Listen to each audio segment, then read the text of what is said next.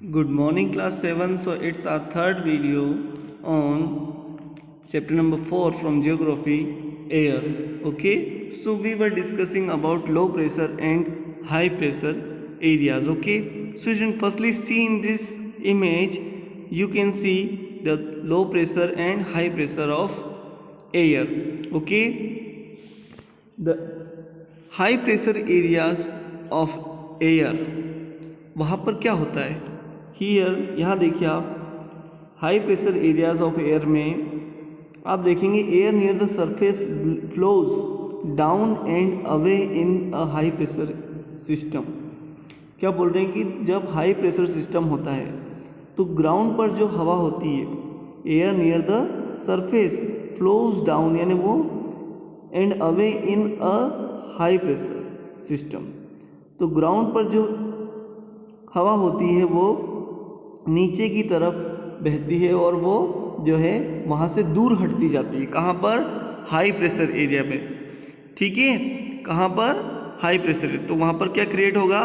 High pressure create हो जाएगा। जब हाई प्रेशर एरिया की कहीं पर बिल्ड होता है तो क्या होता है कि हाई प्रेशर एरिया की हवा ऊपर से आएगी ग्राउंड पर, ग्राउंड पर जो लो प्रेशर हवा है तो वहाँ से हटेगी। ओके, यहाँ हियर आप इस वाले डायग्राम में देख सकते हैं। फिर लो प्रेशर एरियाज में क्या, एयर में क्या होगा? Air flows up and together at a low pressure system. Air जो है क्या होती है? ऊपर उठती है और जो है क्या बनता है? लो प्रेशर एरिया बिल्टअप हो जाता है।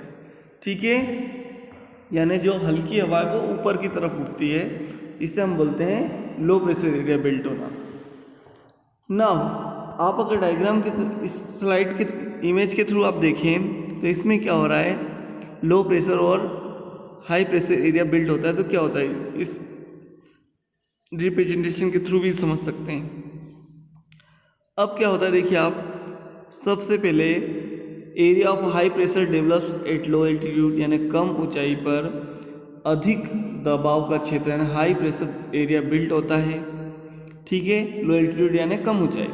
फिर difference in pressure causes cool air to rush in as wind movement of air mass from high to low pressure area.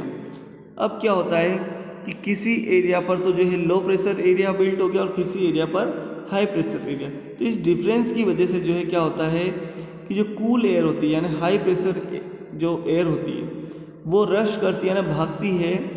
Okay, किधर? जहाँ पर लो प्रेशर एरिया बिल्ड हुआ है उसको जो है फिल करने के लिए, भरने के लिए।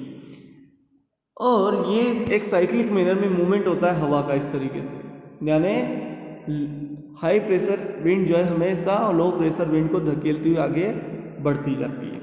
ठीक है, यानी जहाँ से लो प्रेशर एयर हटेगी वहाँ हाई प्रेशर बिल्ड हो जाएगा, जहाँ से हाई प्रेशर एयर हटेगी वहाँ पर लो प्रेशर बिल्ड हो जाएगा। सिंपल सा फंडा है। अब क्या होता है? Ground get heated, the air above ground get heated and rises an area of low pressure develops at low altitude. अब क्या होता है कि ग्राउंड जो है गर्म हो जाएगा, the air above ground get heated, और ग्राउंड के ऊपर जो हवा है वो भी गर्म हो जाएगी और ऊपर की तरफ उठेगी और एक लो प्रेशर एरिया वहाँ पर बिल्ड हो जाएगा। Pressure develops at low altitude. अब ये warm air rises and clouds यानी गर्म हवा ऊपर उठेगी और ठंडी हो जाएगी। फिर जो है cool air sinks as it is dense, और ठंडी हवा जो है वो क्या हो जाएगी? पानी उस वेपर के फॉर्म में बदल जाएगी। Cool air sinks as it is dense, क्योंकि ये भारी होती है। Now students, in this theory you may also read about low pressure and high pressure system. Low pressure air system has lower pressure at its center, इसके centre में low pressure होता है, then the areas around it। इसको देखिए आप, sorry, low pressure यहाँ पर इसके सेंटर में जो है प्रेशर लो होता है इसके आसपास के एरिया के कंपैरिजन में। So low pressure air has lower pressure at its center than the areas around it. Winds blow towards the low pressure and the air rises in the atmosphere where they meet. As the air rises, the water vapor within it condenses forming cloud. तो ये आप समझ लेना इसको, इसमें यही दिया है कि लो प्रेशर और हाई प्रेशर एरियाज क्या होते हैं, वो कैसे बिल्ट होते हैं. मैंने आपको सिंपल सी थ्योरी दी है कि हमेशा जहाँ पर भी हाई प्रेशर एरिया बिल्ट होगा यानी हवा गर्म हो जाएगी, टेम्परेचर ज़्यादा होगा, हवा गर्म होगी, वहाँ पर धीरे धीरे जो है फिर क्या होगा, उस तरफ उस हवा को धकेलने के लिए कौन सी, पुश करने के लिए कौन सी हवा आएगी, ठंडी हवा जो उसको कवर करने आएगी. ठीक है, यानी जहाँ पर लो प्रेशर एरिया था वहाँ पर हाई प्रेशर एरिया बिल्ट हो जाएगा. ऐसा ये एक साइक्लिक मैनर है, इसको आप पढ़ना और समझना. फिर भी समझ में नहीं आता है तो आप मुझे जो एक मैसेज डाल सकते हैं. Now from our book we are going to start. Okay, so क्या हमें रीड करना है वो तो आप समझ ही चुके हैं. वेदर क्लाइमेट मैंने ब्रीफ एक्सप्लेनेशन दे चुका हूँ. Okay, determining factors of weather and climate ये भी हम पढ़ चुके हैं. टेम्परेचर, ह्यूमिडिटी, मॉइस्चर, ये प्रेसिपिटेशन, ये सब डिटरमाइनिंग फैक्टर है किसके, वेदर और क्लाइमेट के. Okay, now importance of atmosphere we will read in this chapter also. Layers of atmosphere we have been discussed. Atmosphere and its composition we have been discussed. Atmosphere क्या होता है, इसका composition जो है क्या होता है वो हम पढ़ चुके हैं. ओके, अगर एटमॉस्फेयर नहीं होता तो क्या होता. ओके, अगर एटमॉस्फेयर नहीं होता तो क्या होता, फिर दिन बहुत गर्म होता और रातें बहुत ठंडी होती. यहाँ पर मेंशन किया है. Without it the days would have been burning hot. दिन बहुत गर्म होते हैं. And the nights would be freezing cold. और रातें बहुत ठंडी हो जाती, बर्फ जैसी. It is the moderate, it is the atmosphere. ये एटमॉस्फेयर ही जो क्या करता है, हमारे अर्थ को क्या करता है, यहाँ के टेम्परेचर को मॉडरेट यानी एवरेज बनाए रखता है और हमारे लिए लिवेबल यानी रहने लायक इसको बनाकर रखता है, कि इसको हमारी अर्थ को. Okay, now students you may see impurities like dust. कुछ अशुद्धताएं भी हवा के अंदर होती है, जैसे धुआं, धूल, स्मोक, धुआं, सॉल्ट्स, है ना, carbon monoxide and other chemicals are also present in the atmosphere. ये भी एटमॉस्फेयर में प्रेजेंट होते हैं. In its lower layer the atmosphere contains water vapour too. और एटमॉस्फेयर की सबसे लोअर लेयर कौन सी है, ट्रोपोस्फियर है. इसमें जो है वाटर वेपर भी होती है, यानी स्ट्रेटोस्फियर में वाटर वेपर नहीं होती. या यूँ बोल दीजिए कि ट्रोपोस्फियर में ही बादल बनेंगे, क्योंकि वाटर वेपर वहीं पर है. पानी गर्म होके ट्रोपोस्फियर में ही घूम रहा है. ट्रोपोस्फियर क्या है, एटमॉस्फेयर की सबसे निचली लेयर, सबसे लोवेस्ट लेयर जो ग्राउंड से टच करती है, ग्राउंड को छूती है, जिसमें हम ब्रीथ करते हैं. ठीक है, तो ट्रोपोस्फियर में आपको जो है वाटर ड्रॉपलेट्स या एवापोरेटेड वाटर या मॉइस्चर या ह्यूमिडिटी देखने को मिलेगी, यानी यहीं पर बादल बनेंगे और यहीं पर बारिश होगी. इस ऊपर वाली लेयर जो होती है स्ट्रेटोस्फियर, उसमें वेदर फिनोमिना नहीं होते, मौसमी घटनाएं नहीं होती, बादल बनना, बारिश होना, आंधी तूफान, ये सब नहीं होता है वहाँ पर. ठीक है, nitrogen is the largest component of atmosphere and is essential for the survival and growth of plants. तो नाइट्रोजन जो कि सबसे ज़्यादा मात्रा में हमारे एटमॉस्फेयर में होता है, ये प्लांट्स की ग्रोथ और सर्वाइवल के लिए बहुत ज़रूरी होता है. ओके, अगर ये नहीं होगी तो वो ग्रो नहीं कर पाएंगे, सर्वाइव नहीं कर पाएंगे. ओके, कौन, प्लांट्स. ना ऑक्सीजन क्या है हमारे एटमॉस्फेयर का सेकंड मोस्ट प्लेंटीफुल, यानी दूसरी सबसे ज़्यादा प्लेंटीफुल, यानी ज़्यादा, बहुत ज़्यादा. दूसरी सबसे ज़्यादा जो है सेकंड मोस्ट प्लेंटीफुल गैस कौन सी है हमारे एटमॉस्फेयर की, ऑक्सीजन. तो पहली कौन सी है, नाइट्रोजन सबसे ज़्यादा, दूसरी सबसे ज़्यादा oxygen. All living beings breathe in oxygen while the green plants breathe out oxygen. सारे लिविंग बींग्स जो होते हैं वो क्या करते हैं, ऑक्सीजन को ब्रीथ इन करते हैं, यानी सांस में ऑक्सीजन यानी प्राणवायु को अंदर लेते हैं. जबकि हरे पौधे जो होते हैं, ग्रीन प्लांट जो होते हैं, वो ब्रीथ आउट करते हैं ऑक्सीजन को, यानी ऑक्सीजन छोड़ते हैं वो. ऑल लिविंग बींग्स में प्लांट्स को आप छोड़ दिए, प्लांट्स ऑक्सीजन छोड़ते हैं, और ह्यूमन बींग और जो प्लांट को छोड़कर जितने भी लिविंग बींग्स है वो सब ऑक्सीजन को अपने अंदर लेते हैं, जो ऑक्सीजन ग्रीन प्लांट्स ने एटमॉस्फेयर में छोड़ी है. Green plants use carbon dioxide. तो ग्रीन प्लांट्स अपने अंदर क्या लेते हैं, सांस लेते हैं, तो कार्बन डाइऑक्साइड लेते हैं, जो कि एटमॉस्फेयर में प्रेजेंट रहती है. टू मेक देयर फूड, अपना खाना बनाने के लिए। Thus plant help in maintaining a balance between oxygen and carbon dioxide. So we can say कि प्लांट्स ही एक ऐसा एजेंट के रूप में काम करते हैं जो एटमॉस्फेयर में बैलेंस बनाते हैं, किसका, ऑक्सीजन और कार्बन डाइऑक्साइड का। ओके, दोनों को बैलेंस करके रखते हैं, यानी इनका प्लांट का रहना बहुत ज़रूरी है। ओके, नाउ अगर नहीं रहेंगे तो ऑक्सीजन की कमी हो जाएगी, ठीक है, और रहेंगे तो जो है कार्बन डाइऑक्साइड को बढ़ने नहीं देंगे। ओके, नहीं तो अगर नहीं रहे तो कार्बन डाइऑक्साइड भी तो बढ़ जाएगा। कौन कंज्यूम करेगा? एटमॉस्फेयर में ही रहेगा, हमारी बॉडी में बनता, हम छोड़ते हैं, एटमॉस्फेयर में भी है, तो वो जो है फिर प्लांट्स उसको एब्जॉर्ब नहीं करेंगे तो वो एटमॉस्फेयर में ही घूमेगी। कौन? Carbon dioxide. और क्या करेगी? हमारे एटमॉस्फेयर को गर्म बनाएगी। ओके, पर now if the plant cover is reduced, ये वही लिखा है जो मैंने अभी आपको बताया। अगर प्लांट यानी पौधे जो है कम हो जाएंगे तो क्या होगा? ये जो है balance of oxygen and carbon dioxide जो है उसको डिस्टर्ब हो जाएगा, अफेक्ट हो जाएगा इन the atmosphere. Now students, here is also an image is given for the composition of atmosphere which we have been seen in our first video. Okay, the term greenhouse क्या होता है? What is greenhouse? Greenhouse is a term, okay, and global warming are linked to carbon dioxide. Greenhouse और global warming ये दोनों ऐसे term हैं जो आपस में लिंक्ड है। दोनों ही क्या करते हैं? अगर ये दोनों ही प्रोसेसेस होती हैं अर्थ पर तो क्या होता है? अर्थ का टेम्परेचर इंक्रीज होता है, बढ़ता है। Carbon dioxide level in the atmosphere effects the earth's weather and climate. Okay, global warming and carbon dioxide दोनों आपस में लिंक्ड टर्म हैं, दोनों एक जैसे ही हैं। Carbon dioxide level in the atmosphere affects the earth's weather and climate. Carbon dioxide का जो लेवल है हमारे एटमॉस्फेयर में वो जो है या हमारे एनवायरनमेंट में वो क्या करता है? अर्थ के वेदर और क्लाइमेट पर असर डालता है। कौन डालता है? कार्बन डाइऑक्साइड यानी CO2। Okay, now student structure of the atmosphere we have been read. Okay, ये भी हमने रीड कर लिया है। ये इसकी मैक्सिमम हाइट कितनी है? 1600 किलोमीटर तक ग्राउंड से, यानी स्टार्टिंग से जहाँ हम खड़े बैठे हैं यहाँ से लेकर तो 1600 किलोमीटर की हाइट यानी ऊंचाई तक कौन सा जो है क्या फैला हुआ है, क्या एक्सटेंडेड है?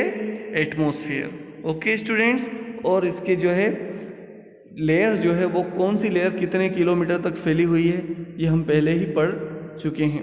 ओके स्टूडेंट्स, सो और ट्रोपोस्फियर वो प्लेस है जहाँ पर क्या होता है? टेम्परेचर 1 डिग्री सेल्सियस कम होता जाता है हर प्रत्येक एवरी 165 मीटर्स की हाइट क्रॉस करने पर। 165 मीटर ग्राउंड से हम ऊपर गए तो 1 डिग्री सेल्सियस टेम्परेचर कम हो जाए, फिर और ऊपर गए तो 1 फिर अगले जो 165 मीटर्स ऊपर गए तो 1 डिग्री सेल्सियस फिर कम हो जाएगा। क्यों होगा?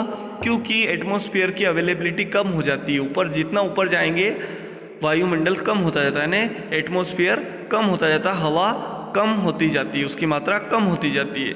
तो हम जैसे जैसे ऊपर जाएंगे जो है क्या हो जाएगा? टेम्परेचर डाउन होता जाएगा, क्योंकि हवा ही एयर ही वो मीडियम है जो क्या करता है?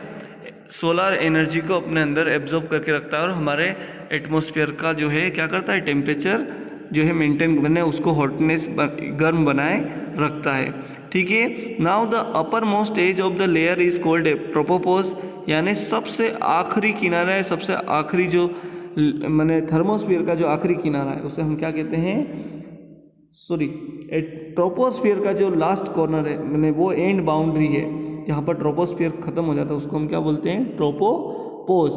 Okay, and beyond this the temperature stops decreasing. और इसके ऊपर जब हम जाते हैं ट्रोपोपोज के ऊपर अगर हम जाते हैं तो वापस टेम्परेचर गिरना या कम होना बंद हो जाता है।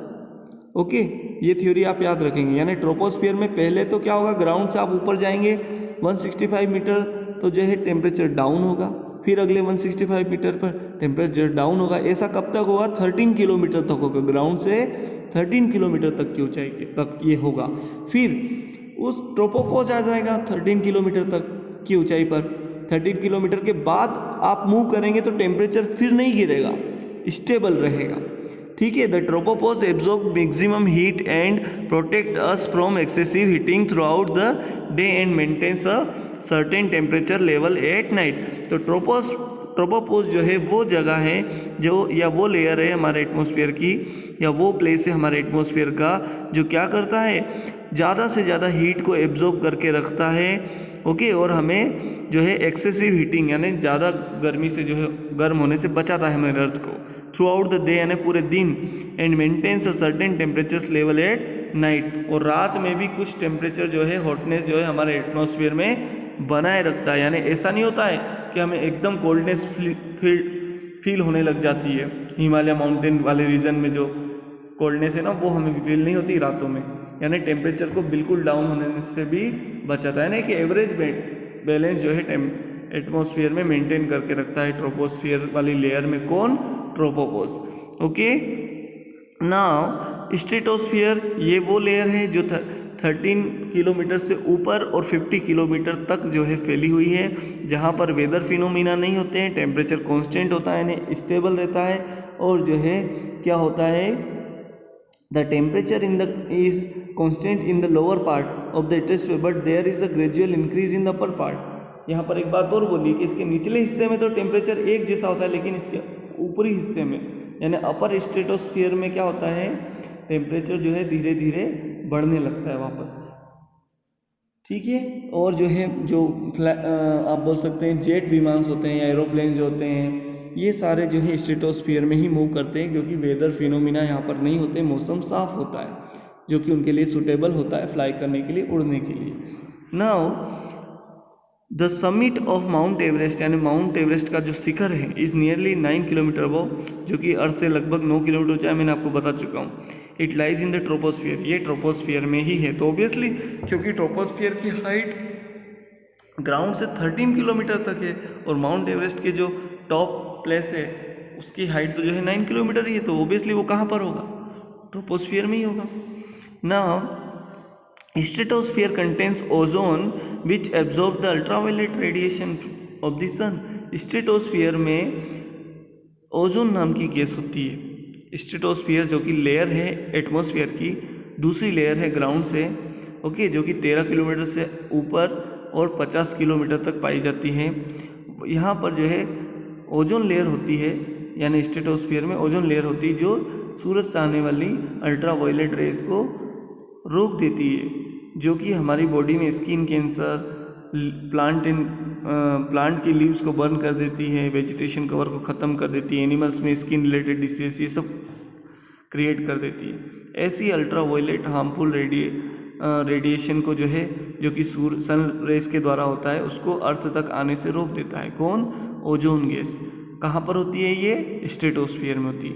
Being a cloud free zone, और ये क्लाउड फ्री यानी बादल नहीं होते यहाँ पर, where no weather phenomena takes place, this layer is ideal for jet flying. में पहले ही बता चुका हूँ, यहाँ पर जेट फ्लाई यानी एरोप्लेन्स वगैरह जो है उड़ाए जा सकते हैं, वायुयान चलाए जा सकते हैं। Okay, now students the next layer is given mesosphere. Okay, तो this third layer extends up to a height of 80 kilometre. ये लगभग 50 किलोमीटर के बाद स्टार्ट होती है ग्राउंड से और 80 किलोमीटर तक चलती है या है। Here the temperature starts decreasing with height and reaches about -100 degree Celsius, यानी यहाँ पर टेम्परेचर कम होना शुरू हो जाता है और -100 डिग्री तक पहुँच जाता है at the height of 80 kilometre. Okay, meteoroids burn up in this layer, और जो मेटेरियोइड्स आते हैं, ग्रहों के टुकड़े बोल सकते हैं, प्लैनेट्स के टुकड़े या रॉकी पार्ट, वो यहाँ पर आकर जल जाते हैं अपने आप। Okay, as they enter from space, जैसे ही वो स्पेस से एटमॉस्फेयर के कौन सी लेयर, मेसोस्फीयर में आते हैं, यहाँ पर जो है क्या होते हैं, ये जल जाते हैं। ठीक है, यानी हमारी अर्थ तक नहीं आ पाते, नहीं तो हमारे ऊपर ही गिर जाएंगे या हमें नुकसान पहुँचा देंगे, बिल्डिंग से ऊपर गिर जाएंगे।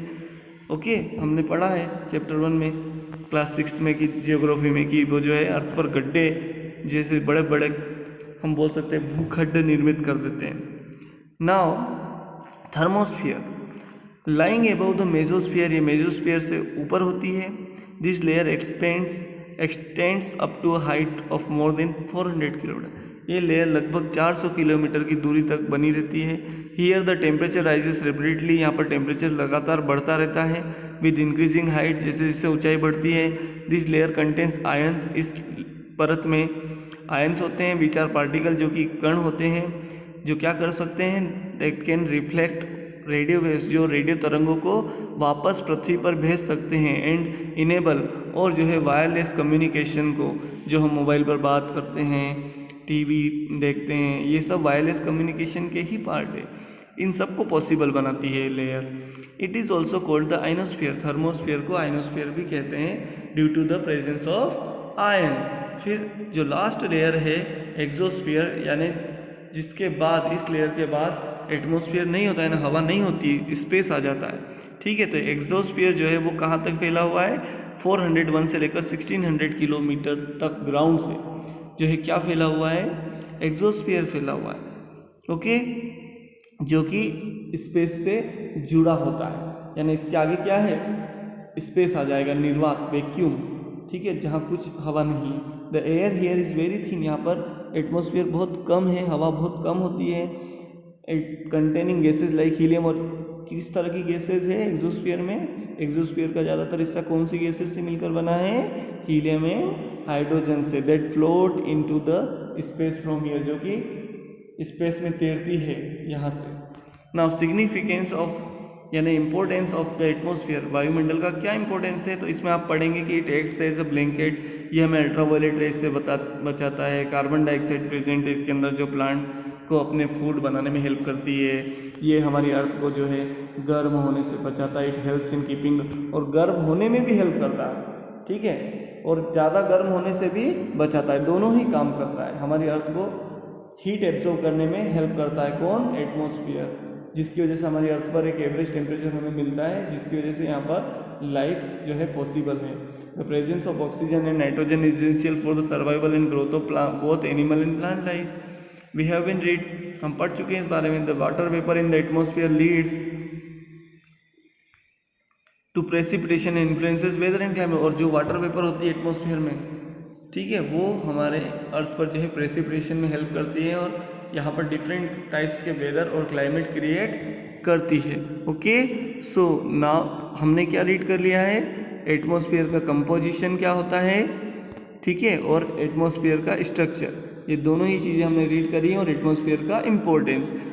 इन next video we will read about the weather and climate and their elements which affect weather and climate of a particular area. So student, आप भी घर पर रीड करते जाइए, बुक से रीड करिए। आई होप आपको समझ में आएगा। ओके, एंड कोई डाउट हो so you can call me और drop a message, okay, in my message box. Better होगा आप मैसेज भेज दें। Thank you.